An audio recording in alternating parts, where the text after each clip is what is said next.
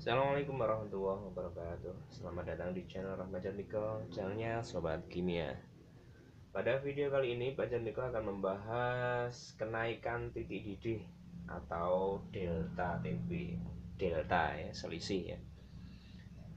Yaitu untuk larutan non elektrolit dan larutan elektrolit. Kalau sebelumnya sudah dibahas penurunan tekanan uap pada larutan elektrolit dan non elektrolit. Nah, sekarang kenaikan titik didih. Jadi hubungannya masih sama ya.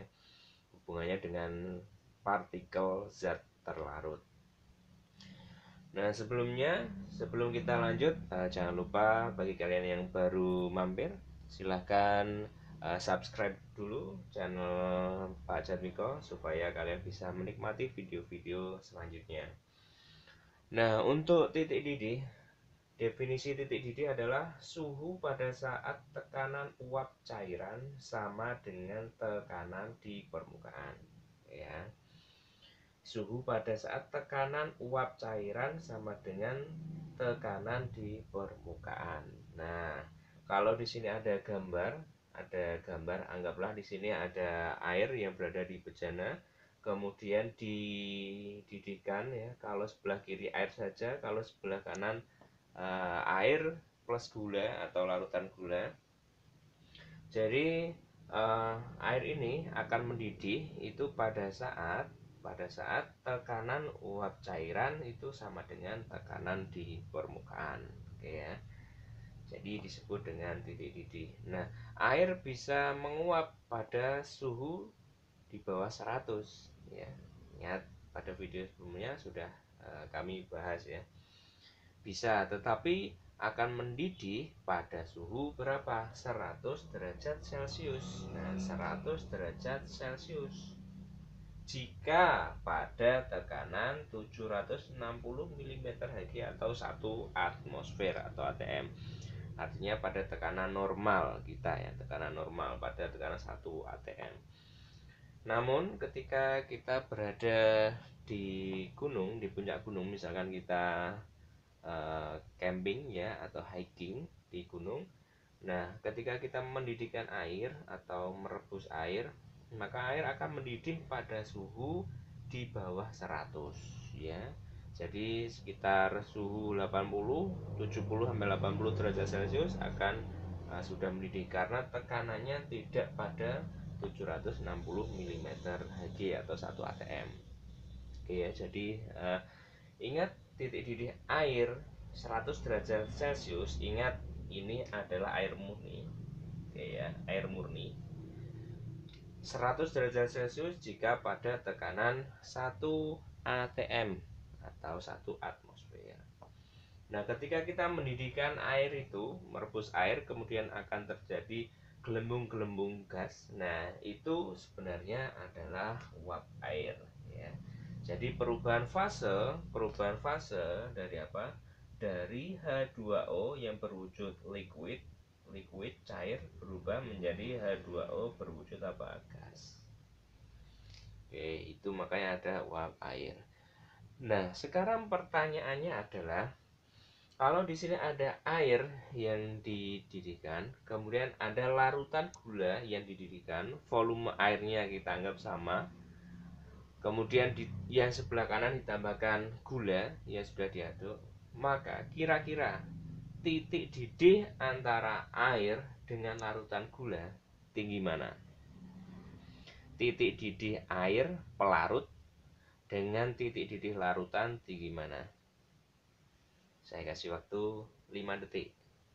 Tinggi mana titik didih air dan larutan gula?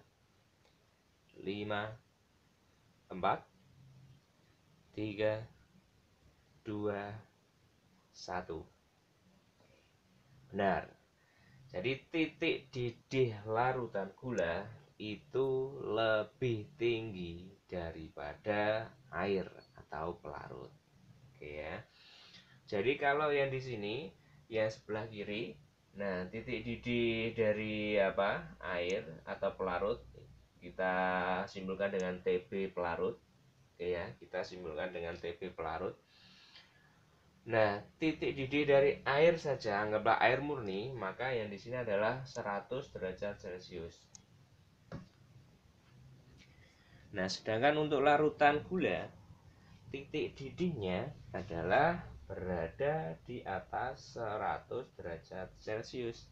Kenapa? Karena adanya gula, yaitu zat terlarut yang menyebabkan, yang mengganggu. Jadi fase air H2O dari wujud liquid menjadi apa? Gas. Oke ya, jadi yang menyebabkan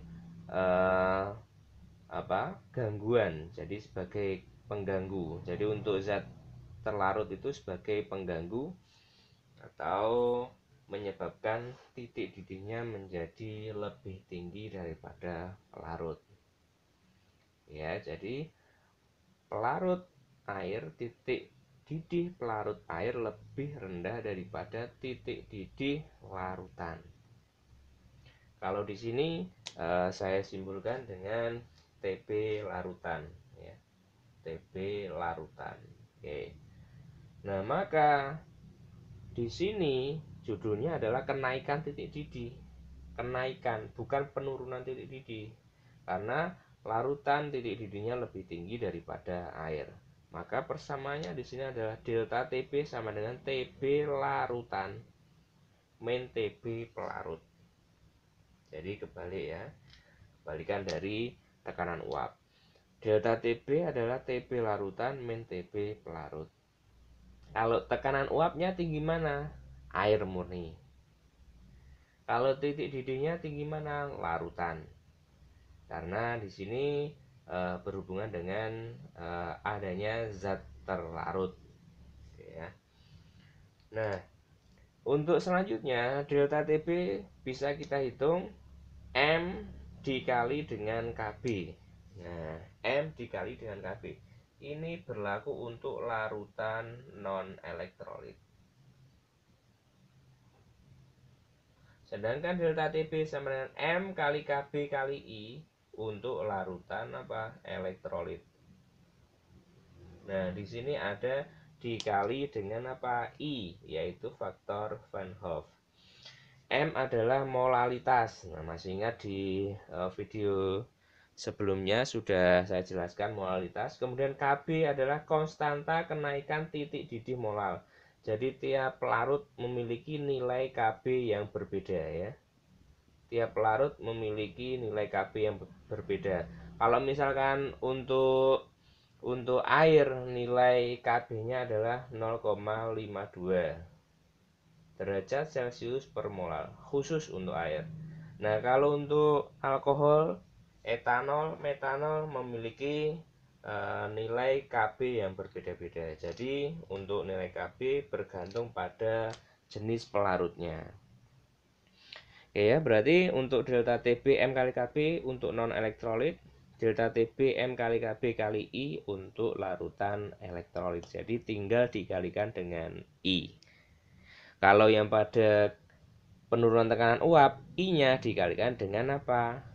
NZT. Nah, ini sebenarnya juga sama. Karena di sini tandanya kali semua, maka tinggal kali. Tetapi kalau di tekanan penurunan tekanan uap, di sana ada tanda plus min, ada NZT dan ada NP, maka I-nya masuk di NZT dikali dengan NZT. Oke, demikian pembahasan untuk kenaikan titik didih pada larutan non elektrolit dan elektrolit. Bedanya ada I dan tanpa I. B, ingat B kenapa titik didih? Karena B simbol dari boil ya. Boil adalah didih, mendidih, boiling point, titik didih. Terima kasih. Assalamualaikum warahmatullahi wabarakatuh.